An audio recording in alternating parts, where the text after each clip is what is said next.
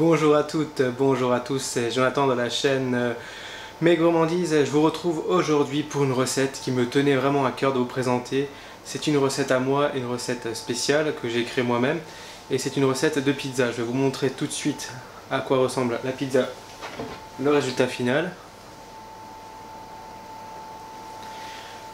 Ce qu'il y a de spécial dans cette pizza donc, que j'ai créée, cette recette que j'ai trouvée, en fait c'est la base de la pizza.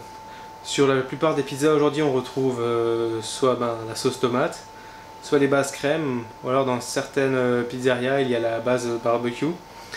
Et moi, comme je suis un gourmand de sauce pesto, je me suis dit pourquoi ne pas créer une pizza avec une base sauce pesto. Et du coup, voilà, c'est comme ça que m'est venue cette pizza, et du coup, je vais la présenter tout de suite en vidéo avec tous les ingrédients. Alors, je commence par de la farine zéro de chez Gruodor. C'est une farine parfaite pour les pizzas. Je vais en prendre 300 grammes que je verse dans un saladier. Ensuite, je vais rajouter 3 cuillères à soupe d'huile d'olive. C'est essentiel de prendre de l'huile d'olive car c'est l'huile qui se marie le mieux pour une pizza.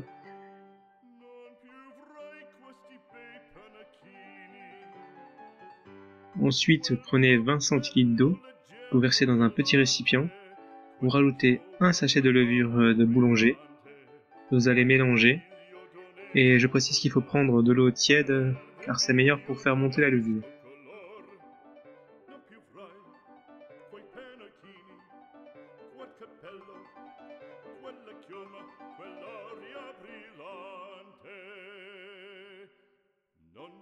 Une fois que vous avez bien mélangé, vous pouvez verser votre mélange eau et levure dans votre saladier.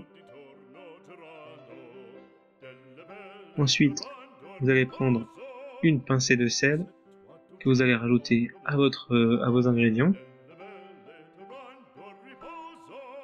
Ensuite, on va prendre une cuillère à soupe de sucre en poudre. Puis, vous allez commencer à pétrir à la main. Là, faut pas avoir peur de se salir les doigts. Vous pouvez bien sûr le faire au robot, mais moi j'aime bien de temps en temps pétrir à la main mes pâtes. Donc, je vous montre à la main. C'est pas une corvée insurmontable.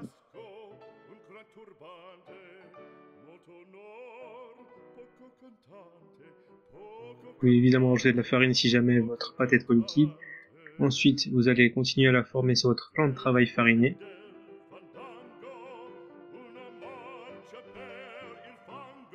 Puis vous la mettez dans un film et vous la gardez à la température ambiante pendant une demi-heure à 1 heure, le temps qu'elle. Ensuite, pour décorer ma pizza, je vais prendre de l'emmental, de la crème fraîche, de la sauce pesto que je vais mélanger à la crème,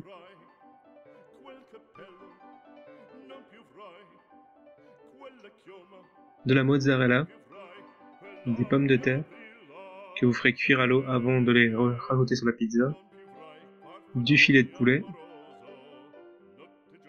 des champignons de Paris. Alors on commence par étaler le mélange pesto crème comme base sur la pizza.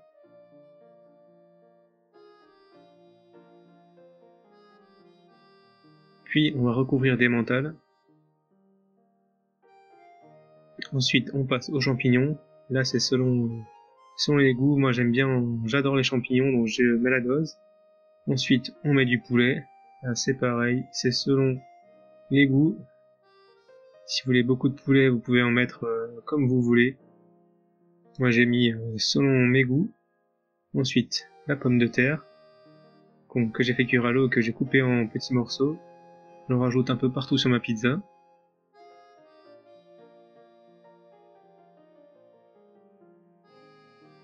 Puis on passe à la mozzarella. Et là vous pouvez être très généreux. La mozzarella c'est super bon. Ça va venir fondre sur tous vos ingrédients, ça va être un délice. Voilà la belle pizza, prête à enfourner pendant 25 minutes à 210 degrés, en chaleur traditionnelle. Voilà, j'espère que cette recette vous plaira.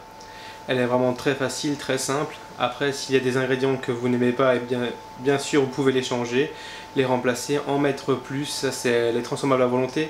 En tout cas la base sauce pesto c'est vraiment un délice et je vous conseille vraiment d'essayer. D'ailleurs je vais goûter tout de suite la mienne devant vous. Voilà.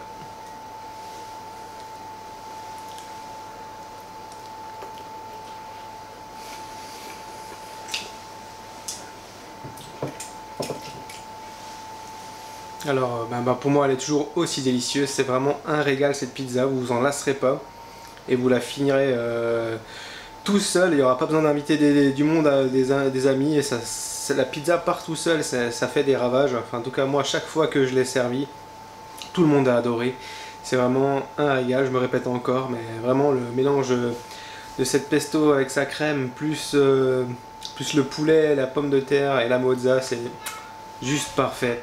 Alors du coup, moi je vous souhaite à tous un bon appétit. Si vous reproduisez cette recette de ma pizza, n'hésitez pas à la partager en photo sur les réseaux sociaux avec le hashtag MGD Pizza Pesto. Voilà, c'est tout pour aujourd'hui. Alors moi je vous dis rendez-vous la semaine prochaine sur la même chaîne, à la même heure. Bisous, salut.